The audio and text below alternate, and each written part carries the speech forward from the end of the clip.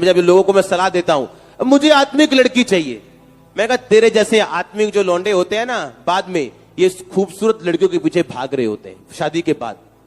क्योंकि शादी के पहले कहते हैं मुझे आत्मिक लड़की चाहिए, दिखने में जैसी मर्जी हो, फिर बाद में तुम वही लड़के दूसरी लड़की के पीछे भाग रहे होते हो।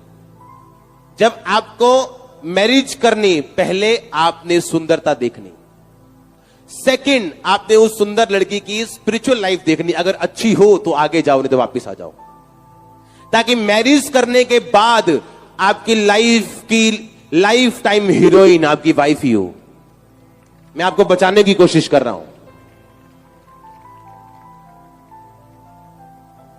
आमीन। मैं आपको बचाने की कोशिश कर रहा हूं, क्योंकि परमेश्वर ने अकेला आत्मा बना के आपको नीचे नहीं भेजा, आप शरीर में हो। हालेलुया।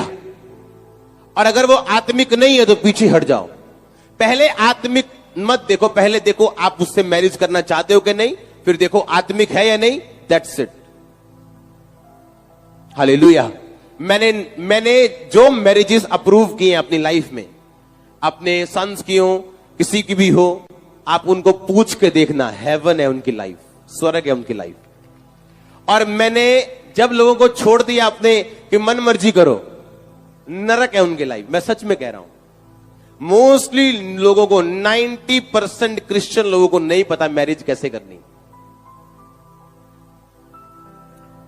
एक लड़की थी, उसके पास एक रिश्ता गया, वो लड़का यहीं कहीं का था, और उसने कहा नहीं लड़का गरीब है, मैं तो चाहनी ओदी एदी तनख्वाह होवे डूम फड़ाटा। अब हुआ क्या, उसने लड़के को रिजेक्ट किया। लड़का अच्छा था, स्मार्ट था, सबसे बड़ी बात स्पिरिचुअल था। अगर आप किसी स्पिरिचुअल को देखो और उसके पास अगर पैसा नहीं भी है तो भी हां कर दो, वो आ जाएगा।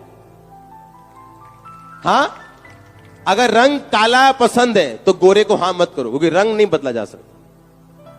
तो काले के साथ शादी करो। सांवला पसंद है, सांवले के साथ करो। पैसा नहीं है कोई प्रॉब्लम नहीं, स्पिरिचुअल है तो पैसा। आज उस लड़के के पास पैसा है जितना वो चाहती थी, पर वो लड़का अब उससे शादी करने के लिए तैयार नहीं है,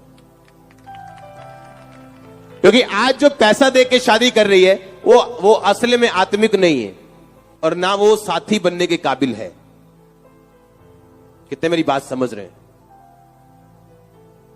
अब वो आत्मिक भी है और आत्मिक हो चुका है और ब्लेस हो चुका है, शरीर में भी आशीषित हो चुका है, सब जगह आशीषित है, पर वो अब वो नहीं चाहता।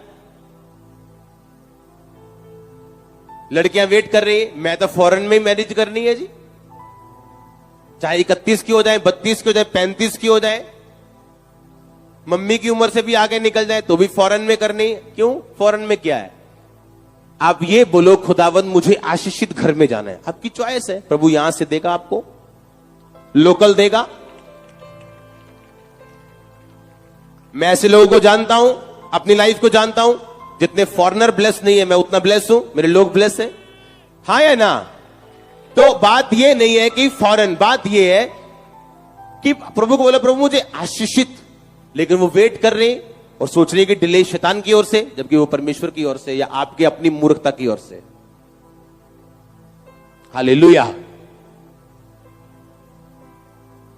कभी भी ऐसा मत सोचो कि शादी के बाद आप अपने स्पाउस को, अपने पार्टनर को बदल सकते हो।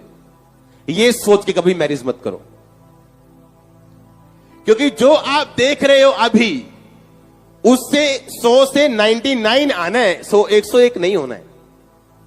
लोगों ने अगर दया हुई प्रभु की तो 100 का 100 रह जाएगा, अगर आप परफेक्ट हुए तो।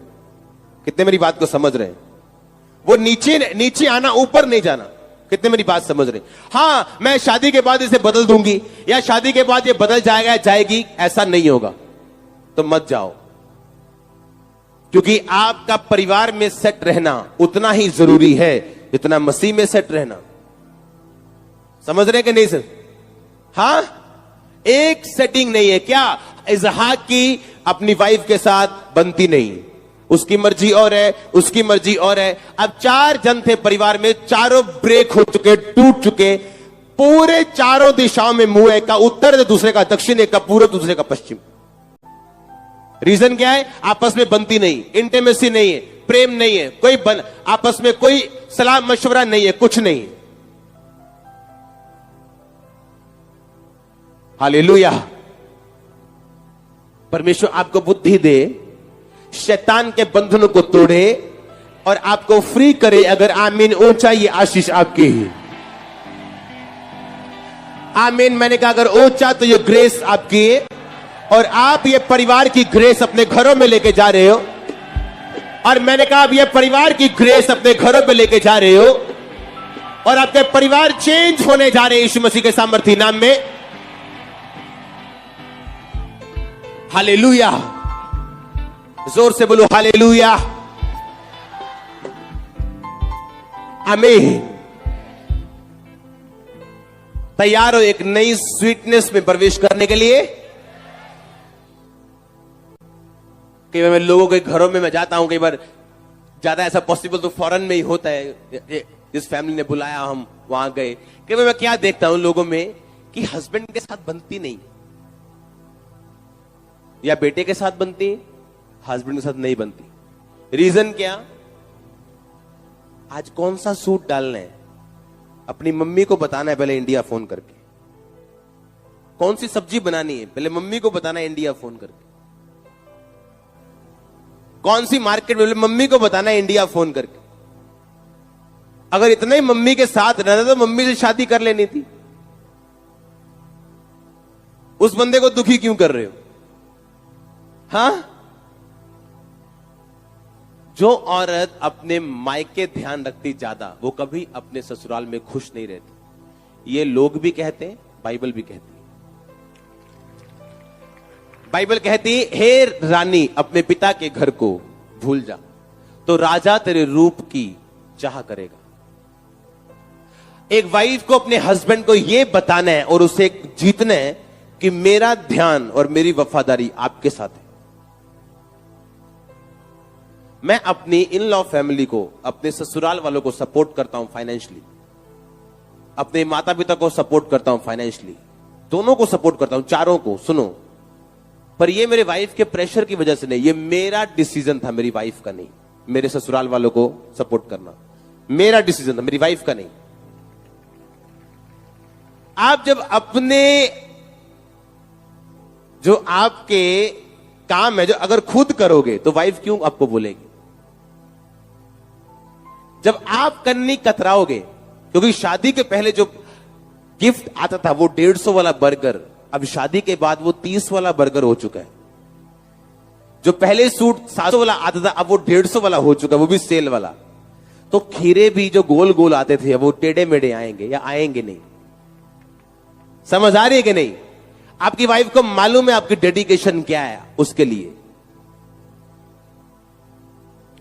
आपके हस्बैंड को मालूम है आपकी वाइफ, उसकी वाइफ की डेडिकेशन क्या है, तो उसने जो कुछ लेना है वही कुछ रिलीज करना है आपसे। आमीन।